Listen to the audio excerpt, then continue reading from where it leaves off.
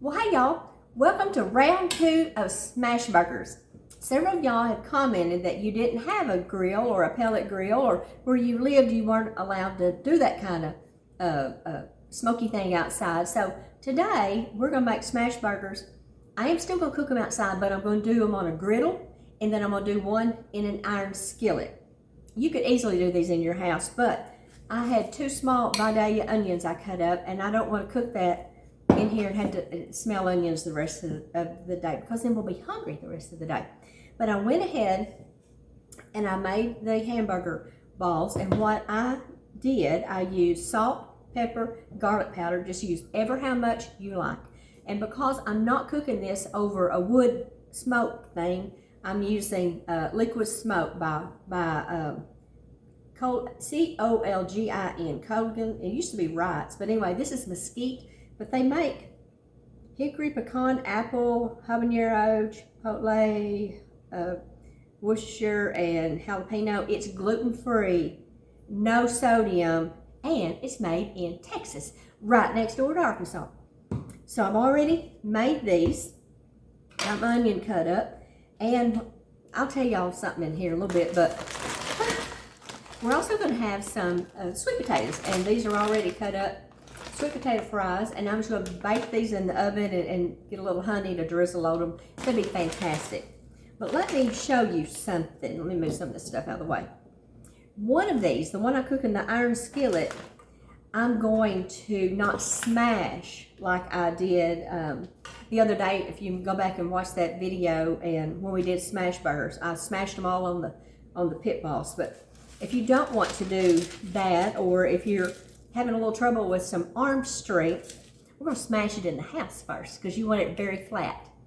I've just got some parchment paper, and I'm going to take one of my I'll take this little one right here, little hamburger ball, put that right there, and I'm going to put another piece of parchment paper on top of it. You could use plastic wrap. Just take your rolling pin or a drinking glass that's smooth, and we're just going to mash it flat. And it doesn't have to be perfectly round or perfectly anything, because you know how we're just trying to fight against being perfect anymore. Okay, I think that's going to be awfully big for my burger bun, isn't it? It is. Okay, so I'm going to cut this one in half and layer it back on top of itself there. So it's no big whoop. But I got up this morning thinking it was next Thursday, and it's not. It's today, Thursday, and I've got a doctor's appointment next Thursday, because I've been putting stuff off because Mother had been sick, and so I got all put my face on and everything, and I thought, well, you know, they didn't ever call me back. Guess when my appointment is? It ain't today. It's next week. So anyway, I thought, and we were going to eat out while we was in town, and we're not doing that anymore. So there we go, a little flat burger. And I'll save that. I'm going to use that to smash those other ones. And I always tell y'all, if you can, support your local ranchers and farmers. This ground beef, which was, it was walking around about a month ago, about 5 miles as a crow flies. You know what the ingredients are? Beef. None of that other stuff. It's just good old beef. So anyway, I'm going to go out and get my griddle hot, and I'm going, let me cover this up just in case there's a fly around. So I'm going to go get my griddle hot and get my iron skillet hot, and then we'll get back together. And this is not going to be a long video. I'm just going to kind of show some of y'all that want to cook it on something else other than a charcoal grill or a smoker thing. So I'll see y'all outside. Alrighty, y'all, let's get to getting here.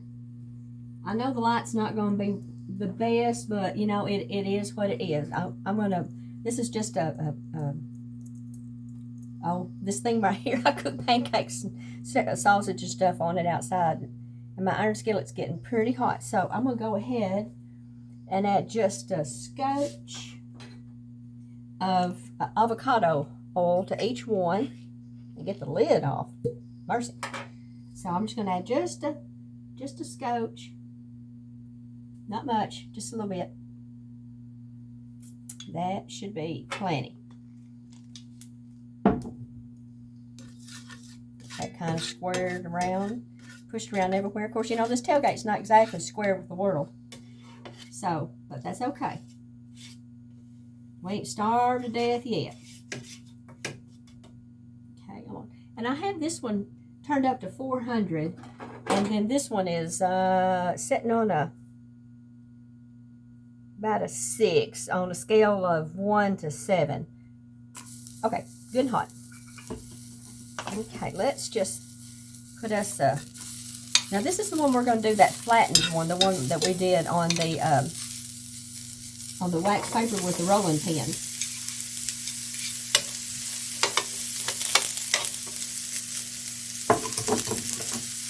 Okay, now I'm going to let this cook around a little bit because there's not much very interesting about just watching me playing with onions on here. So I'll get back together when we're ready to do our magic with the burger. We're going to flip this one that's in the iron skillet because it was a little bit flatter.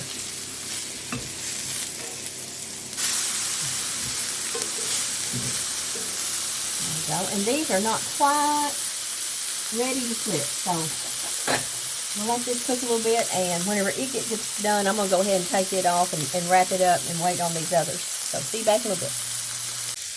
Alrighty guys, these are ready to flip, and you can tell that they're done. They're getting that brown done color around the edges. So I'm just going to go ahead and flip these.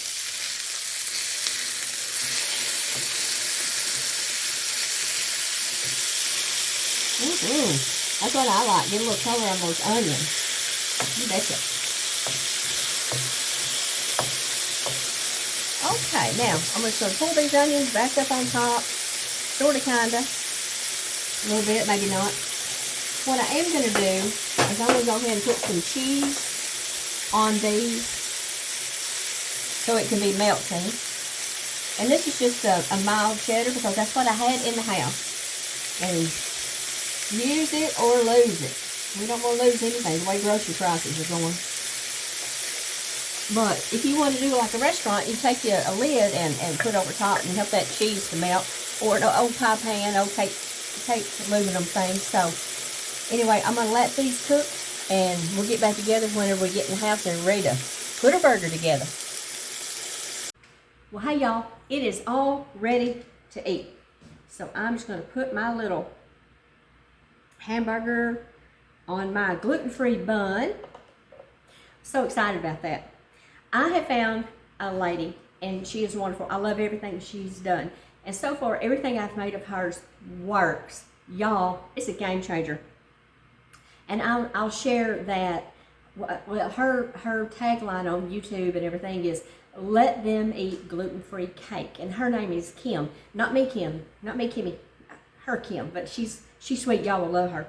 So anyway, here's his on a regular bun with our hamburger sauce, which is just equal parts ketchup and mustard. And I put it in this because I got tired of getting them both out and doing it. So let's get these sweet potato fries. I just cooked them in the little toaster oven. No big whoop. No reason to fire up that big one, that big old oven, you know. So this is just a real quick, fast little meal. I don't think I need all of that. We'll give those to him. Alrighty, and there. I'm gonna put just a little bit of sea salt on mine, just a little bit, and then I'm gonna drizzle it with some local honey. Now you could dip, but you know, I just think that's a little bit wasteful for me because there's always gonna be a little bit left over. I'll give him a little bit. Gonna be a little bit left over, and I don't like wasting things, especially local honey. Let's see, one more thing I was gonna tell y'all.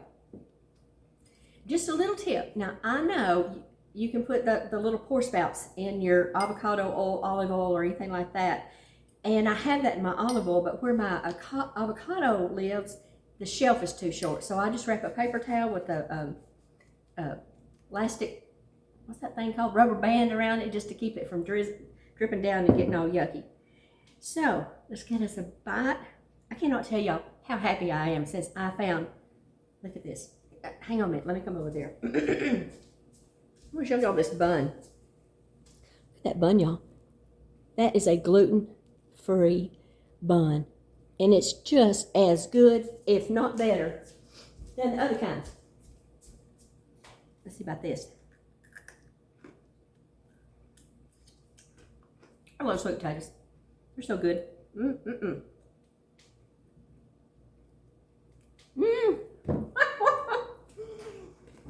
I don't like eating on camera, y'all. But y'all like to make sure that we're eating what we're cooking. And we are. That is so good. Are you hungry? Yes. Yes. I got to tell you one more thing. Okay. When I was looking in my panic this morning, see what was in the freezer, look what I found hidden. The last bag of last summer's strawberries and a frozen thing of Cool Whip. And I did check it, and it did not have black-eyed peas in it. You never know. You never know what's in here. Anyway, there we are. We're fixing to get us something to drink. We're going to go sit out on the porch and eat because there's a nice breeze outside. But I'm gonna check with Kim and see what's the best way to share her information with y'all, because I want all of you gluten-free people to have access to all her wonderful, wonderful recipes. So I'll see y'all next time. Y'all go do something fun. Let's eat them up. Yum, yum.